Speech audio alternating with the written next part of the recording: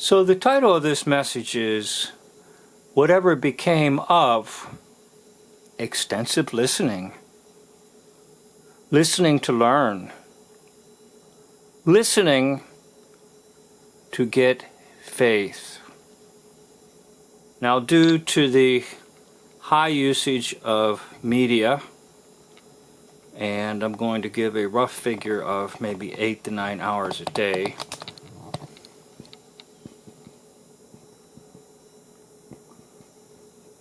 the emphasis is on watching with the eye and not necessarily on hearing with the ear.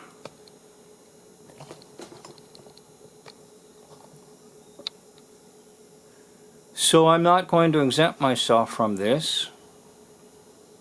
I too like to go on media. I too spend a lot of time on it.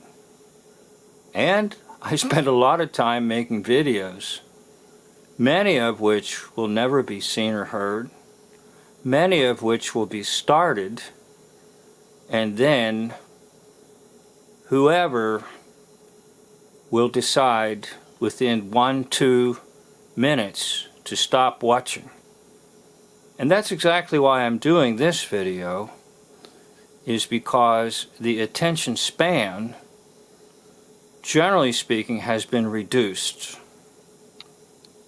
Now, what has it been reduced to? Well,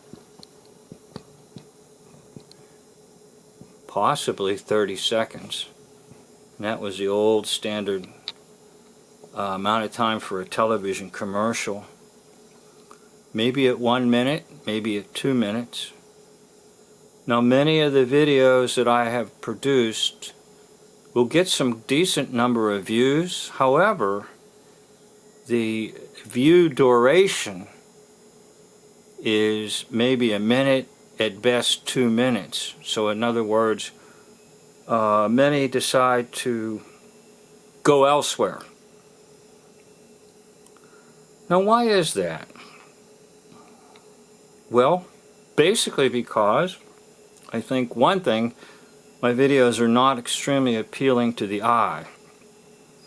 I don't have fancy editing.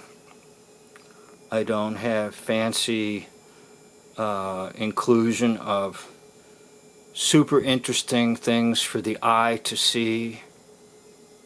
And I might be labeled as boring within 1 minute, perhaps even 2. So viewers are always thinking about what else could I be watching? And it appears from my records and the information provided to me by YouTube that many are saying, well, I was interested at first, but I think there's something better out there. So they'll click off and go to something else. Now, viewers, and myself included, we have an infinite number of choices. Infinite.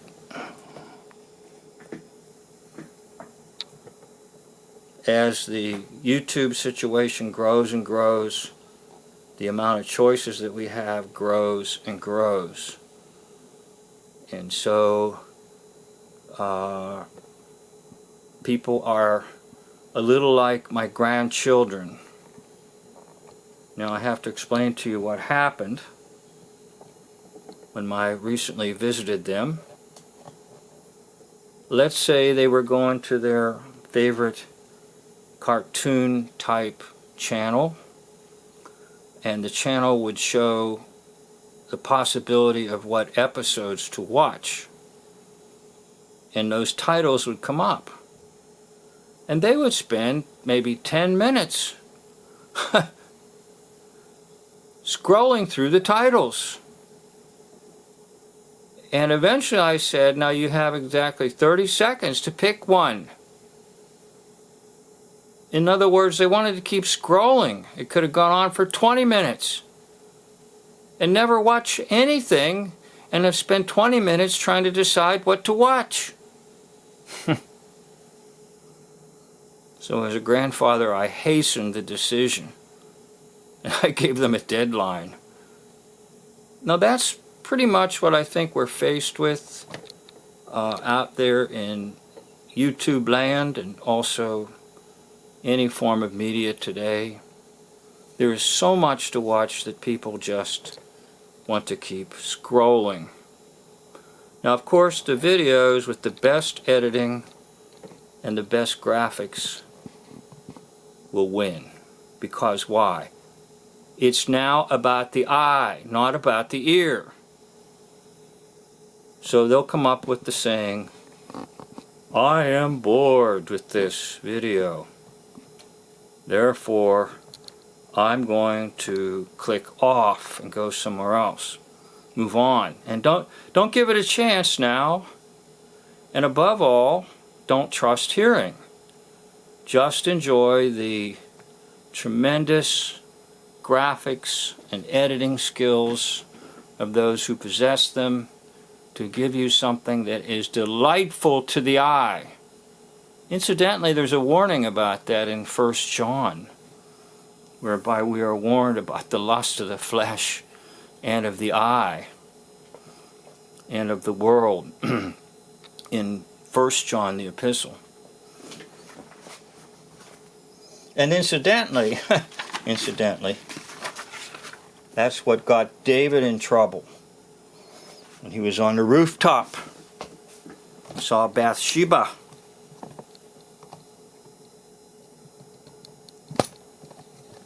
All right, let's get back to what we're talking about here.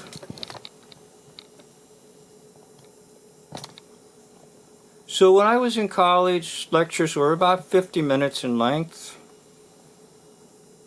And that would have been like your Monday, Wednesday, Friday. If you had it twice a week, Tuesday, Thursday, it would have been about 90 minutes in length.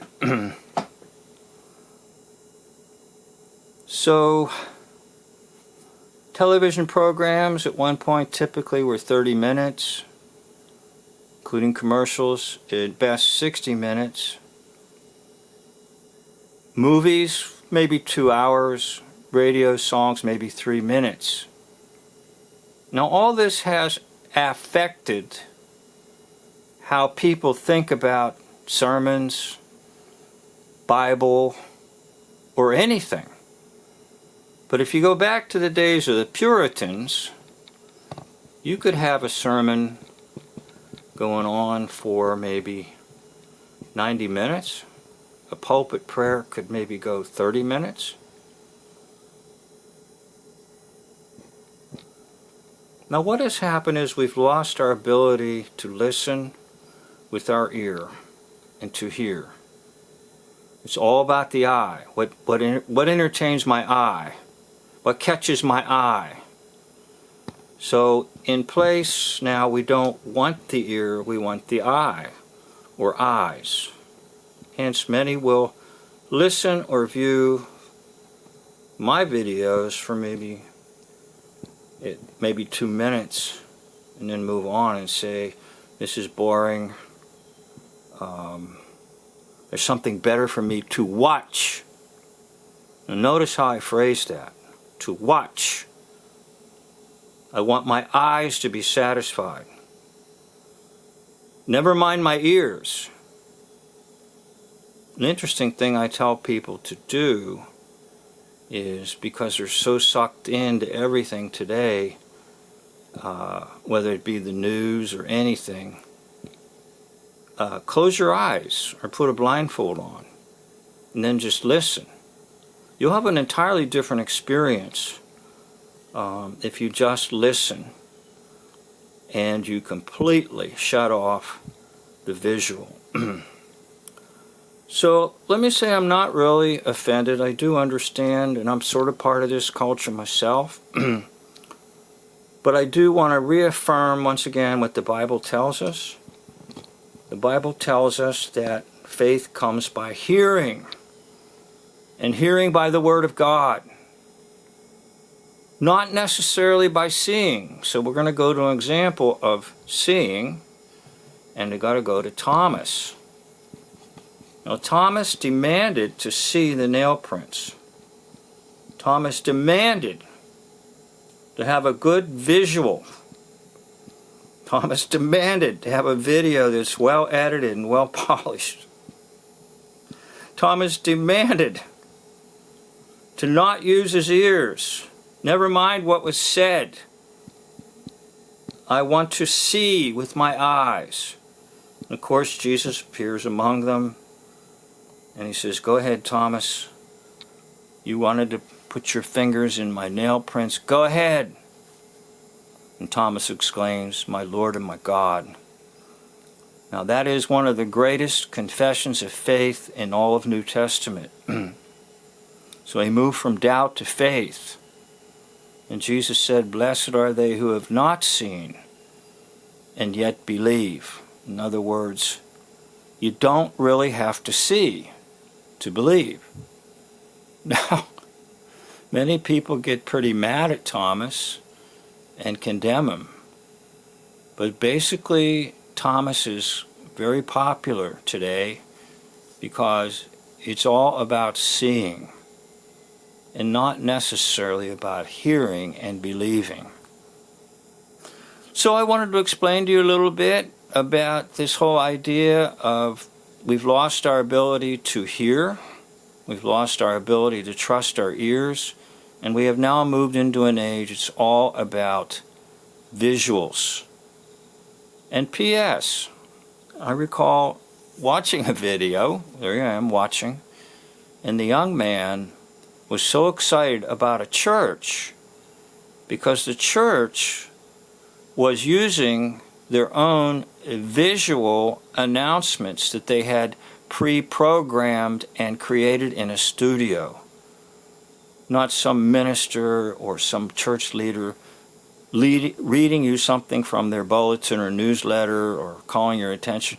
Something that they had produced and something they put up on a screen like a commercial as a church announcement. And that was one of the things that was really exciting to this youth about going to that particular church. So we have moved away from hearing the gospel, faith cometh by hearing, to my faith and my life is going to be about seeing and having these highly polished, tremendous visual videos. So I am who I am, and I am not necessarily extremely versatile with any editing, but I will go on and I will go ahead and I will say, if anybody gets to the end of the video, I do want to thank you. And if you do get to the end of this video or any of my videos, please leave a little note for me, because it appears to me that most people do have an interest in my topics, but they just don't want to commit any more than 1 or 2 minutes. Thank you for watching this. This is my end of my video.